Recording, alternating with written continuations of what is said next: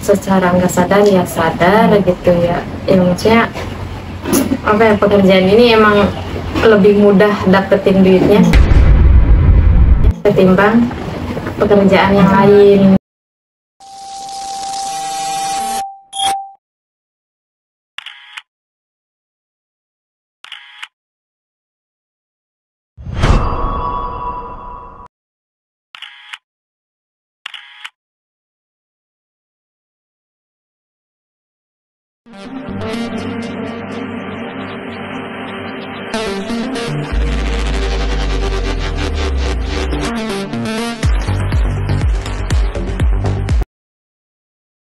Assalamualaikum warahmatullahi wabarakatuh. Selamat datang di Ruang Podcast bareng gue Halul yang selalu menghadirkan obrolan seru, penuh makna, dan pastinya bikin kalian mikir lebih dalam lagi.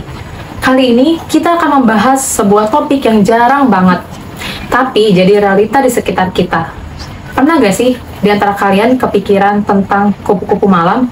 Apa sih yang mereka alami? Dan apa yang ada di pikiran mereka? Lalu, bagaimana mereka memandang hidup, terutama dari sudut pandang Islam? Nah, hari ini kita kedatangan narasumber yang berani berbagi cerita hidupnya. Aku yakin ini bukan obrolan yang gampang, tapi dia siap memberikan perspektif yang jarang kita dengar. Buat kamu yang penasaran, stay tune ya sampai akhir.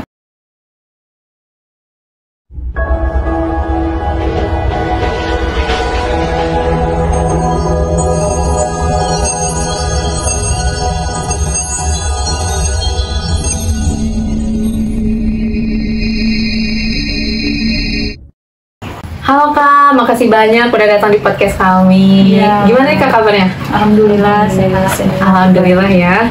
Bisa diceritain dikit Kak mungkin tentang diri Kakak, mulai dari Kak sendiri. Ya, nama saya Ella. Ya, pekerjaan saya PS. Ya, umur saya 25 tahun. Mungkin Kakaknya. Nama saya Mawar, umur saya 28, saya pekerjaan.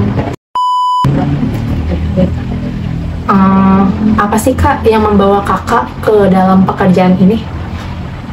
Ya, karena lebih apa ya, buat kebutuhan hidup sehari-hari gitu ya. Cari kerjaan sekarang susah, dimana saya kan lari ke kerjaan yang ini. Kalau Kakak sendiri? Sama sih saya juga, lebih ya gimana ya, nyari kerjaan susah, terus ya gampang gitu kan kalau kerjaan kayak gini, lebih gampang aja. Berarti karena pengaruhnya untuk biaya hidup sehari-hari Ekonomi ya. juga. Iya betul.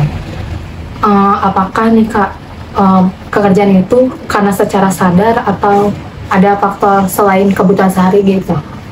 Kenapa gitu Kak? Ya dibilang secara nggak sadar ya sadar gitu ya. Ya maksudnya apa ya, pekerjaan ini emang lebih mudah dapetin duitnya ketimbang pekerjaan yang lain gitu. Makanya saya memilih pekerjaan yang ini. Gimana nih Kak rasanya hidup di antara pandangan masyarakat yang seringkali ini tuh dianggap negatif? Ya saya sih nggak gimana-gimana ya. Yang penting saya sama orang nggak nyusahin orang gitu, nggak minta sama orang selagi saya mampu sendiri dengan pekerjaan saya yang ini. Ya udah, orang mau ngomong apa juga saya terima. Kalau nggak sendiri. Ya sama sih, kalau mau diambil hati, dipikirin sih pasti sakit hati ya. Cuman ya mau gimana lagi, kita kan nyari makan untuk keluarga. Kalau kita nggak punya, siapa yang mau ngasih lah gitu. Lebih ke masing-masing ya, karena Iya, yang penting kita gak mau sakit orang. Iya, kayak gitu. Nah Kak, apa nih Kak tantangan terbesar yang Kakak berdua ini hadapi dalam menjalani profesi ini?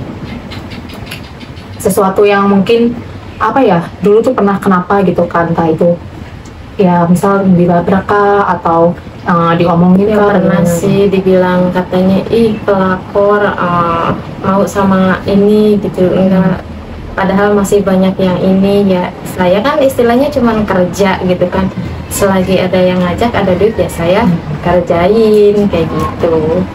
Jadi dibilang pelakor ataupun apa itu saya udah nggak peduli gitu, yang penting saya kerja dapet duit. Kalau Kakak sendiri ini Kak?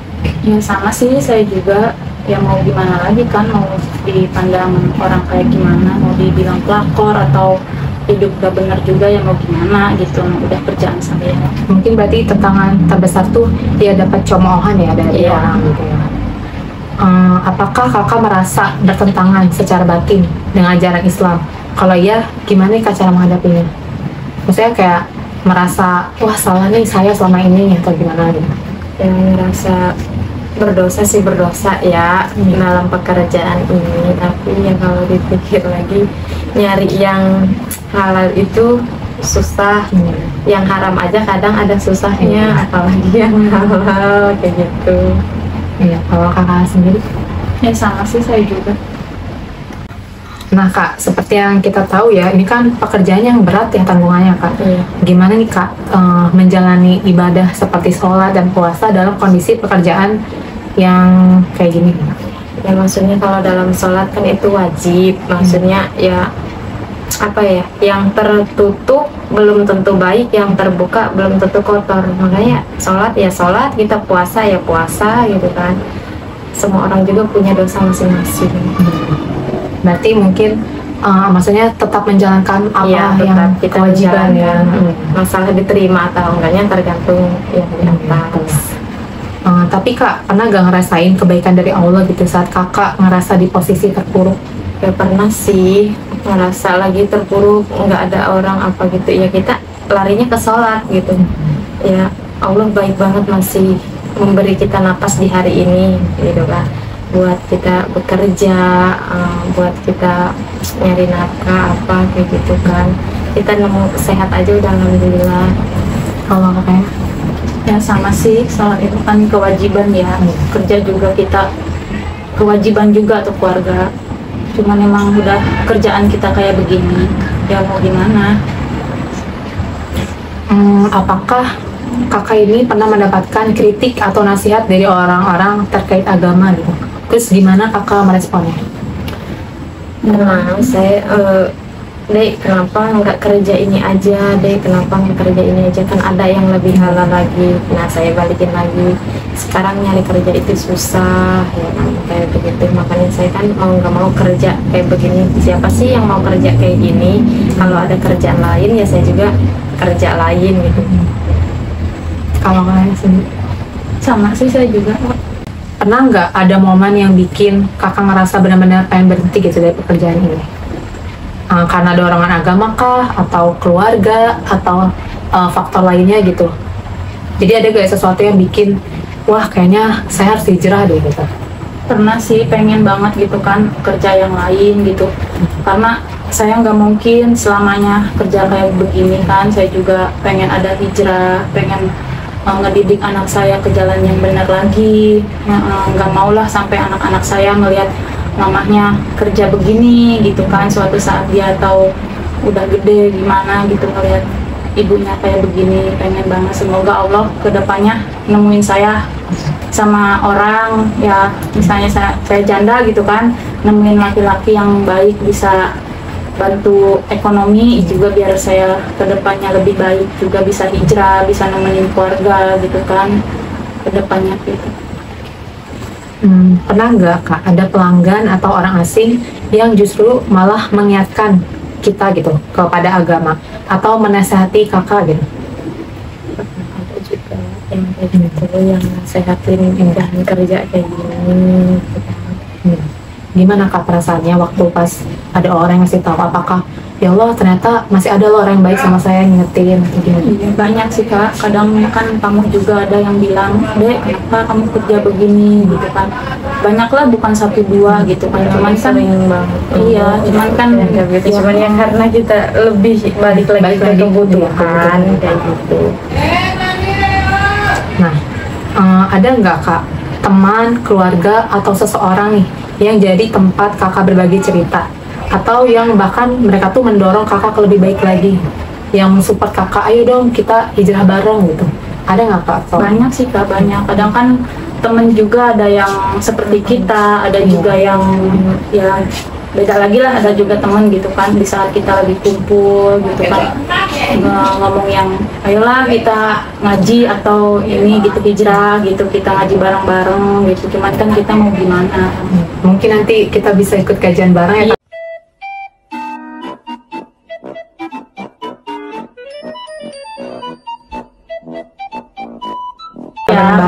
Mbak ikut kajian kayak Malika Mulki gitu ya. 2,000 years later. Apa harapan kakak berdua ini untuk diri sendiri di masa depan nanti? Ya harapan saya untuk masa depan ya pengen jadi ibu yang lebih baik lagi, ngasih contoh yang baik ke anak saya gitu. Pengen ngedapetin istilahnya suami yang ngebawa saya ke lebih baik lagi, dari baju saya terbuka sampai baju saya tertutup, istilahnya hijrah bareng-bareng lah kayak gitu. Kalau dari kakak sendiri gimana kak harapannya? Ya harapan saya ke depannya, mudah-mudahan ke depannya lebih baik lagi, bisa menjadi orang yang baik lah gitu, sama saya juga buat anak-anak saya, mendidik anak yang lebih baik lagi lah pokoknya. Intinya berharap menjadi pribadi yang lebih baik lagi dan memberikan contoh yang baik lah ya. Iya. Lebih apa ya? Jadi hijrah dan ya benar berubah yang tadinya kita terbuka jadi tertutup. Iya, benar banget kak. Mungkin ada yang mau disampaikan nih kak buat penonton yang lagi lihat podcast kita? Ya buat penonton yang lagi nonton kita, ya maksudnya jangan sampailah jadi kita gitu, kerja kayak gini gitu, cukup kita aja yang ngerasain. Maksudnya ya kalian masih banyak pekerjaan lain, ya istilahnya kalian sekarang sekolah lebih tinggi gitu kan, biar nggak kayak kita gitu. Udah sih itu aja. Ada tambahan kak mungkin? Nggak ada sih, ya pokoknya mah semuanya, buat semuanya jangan sampai lah gitu ya kerja kayak gini gitu kan, lebih baik nyari kerjaan yang lebih baik. Jangan sampai kayak gini lah gitu, kasihan buat keluarga kalian juga, cukup yang udah-udah aja gitu. Wah, luar biasa ya teman-teman. Hari ini kita telah melewatkan sebuah perjalanan yang penuh makna. Seperti yang kita dengar tadi, bahwa seberat apapun pekerjaan atau sebertentangan apapun pekerjaan yang kita jalani, tetaplah ingat untuk menjalankan kewajibannya, yaitu sholat. Dari podcast ini, narasumber kita telah membuka mata dan hati kita bahwa di balik setiap cerita pasti ada perjuangan, ada luka, ada harapan, dan ada hubungannya yang erat dengan Sang Pencipta. Apa yang kita pelajari dari hari ini? Bahwa setiap orang punya alasan untuk pilihan hidupnya, dan tugas kita sebagai manusia adalah saling mengingatkan, mendengar, dan lebih banyak memahami lagi.